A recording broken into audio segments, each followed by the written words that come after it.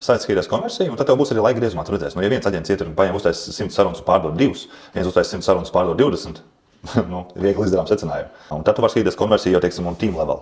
Vienam tīmam konversija 10, vienam 25. Okay, ko tas tīms dara savādāk, ko tas supervizors dara savādāk? Tā jau analizēt. Bet konversija noteikti ir tas, ko neatkarīgi no organic growth. Tu paņēmi 100 līdus jauns, cik tu pārdevi.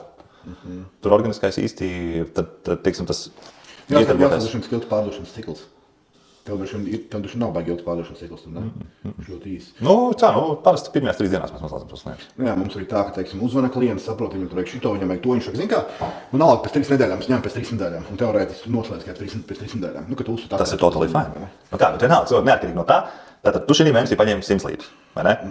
Teiksim, šī mēnesī tu 5 pateici pēc 3 nedēļām nopirks. Bet kā tu skaiti konversiju? 100 līdus paņēmi un noslēdz 20 darījumus, piemēram. 20 darījumi var būt 10 no tiem ir tikai no šitiem līdiem. Savukārt 10 būs pārnākuši no iepriekšējā mēneša, kuri pateica, ka šomēnes pirks. Tā jau būs visu laiku. Arī nākošajā mēnesī tu paņem 100 līdus, tev no šitā mēneša kaut kāda pārnāks un ieskaitīsies šī mēneša konversijā. Tas īsti arī nebūs attaisnojums kādam pārniekam slikta konversija. Tad vienalga, tev visu laiku būs kāds, kas pārliekās nākošo mēnesi. Cik ir laba konversija?